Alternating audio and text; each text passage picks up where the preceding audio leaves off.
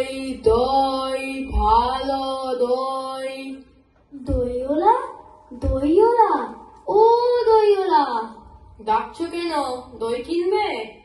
কেমন করে কিনবো? আমার তো পয়সা নেই। কেমন ছেলে তুমি, দই কিনবে না? আমার বেলা বইয়ে দাও কেন? আমি যদি তোমার সঙ্গে চলে যেতে পারতুম তো যেতুম। আমার সঙ্গে? হ্যাঁ, তুমি যে কত দূর থেকে হাঁকতে হাঁকতে চলে যাচ্ছ, শুনে আমার মন কেমন করছে। বাবা, তুমি এখানে বসে কি করছো? কবিরাজ আমায় বেরোতে বারণ করেছে, তাই আমি সারাদিন এখানেই বসে থাকি। আহা বাছা, তোমার কি হয়েছে? আমি জানি নে, আমি তো কিছু পড়িনি, তো আমি জানি নে আমার কি হয়েছে। দইওলা, তুমি কোথা থেকে আসছো? আমাদের গ্রাম থেকে আসছি। তোমাদের গ্রাম? অনেক দূরে তোমাদের গ্রাম? আমাদের গ্রাম সেই পাঁচমুড়া পাহাড়ের তলায় স্বামী নদীর ধারে। পাঁচমুড়া পাহাড়, শ্যামলী নদী, কি জানি, হয়তো তোমাদের গ্রাম দেখেছি, কবে তা আমার মনে পড়ে না। তুমি দেখেছো? পাহাড় তলায় কোনোদিন গিয়েছিলে নাকি? না না, কোনোদিন যাইনি, কিন্তু মনে হয় দেখেছি। অনেক পুরনোকালের বড় বড় গাছের তলায় তোমাদের গ্রাম, একটা লাল রঙের রাস্তার ধারে, না? ঠিক বলেছো বাবা। সেখানে পাহাড়ের গায়ে গরু চড়ে বেড়াচ্ছে।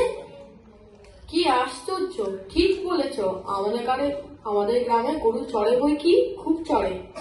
মেয়েরা সব নদী থেকে জল তুলে মাথায় কলসি করে নিয়ে আসে, তাদের লাল রঙের শাড়ি পরা।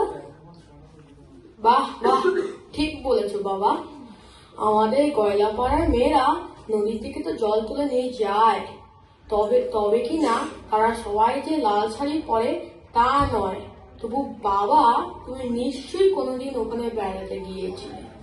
সত্যি বলছি দইওলা, আমি কোনোদিন যাইনি। কবিরাজ যেদিন আমায় বেরোতে বলবে, সেদিন কি তুমি আমায় নিয়ে যাবে তোমাদের গ্রামে? নিয়ে যাবো বই কি বাবা, খুব নিয়ে যাবো। তোমার মতো ওইরকম দই বেচতে শিখিয়ে দিও, ওইরকম বাঁক কাঁধে নিয়ে দূরের রাস্তা দিয়ে। মরে যায়, দই বেচতে যাবে কেন? অনেক অনেক পুঁথি পড়ে তুই পণ্ডিত হয়ে উঠবি। না না, আমি কখনো পণ্ডিত হব না। আমি তোমাদের রাঙা রাস্তার ধারে বুড়ো বটের তলায় গোয়ালপাড়া থেকে দই নিয়ে দূরে দূরে গ্রামে গ্রামে দই বেছে বেছে বেড়াবো।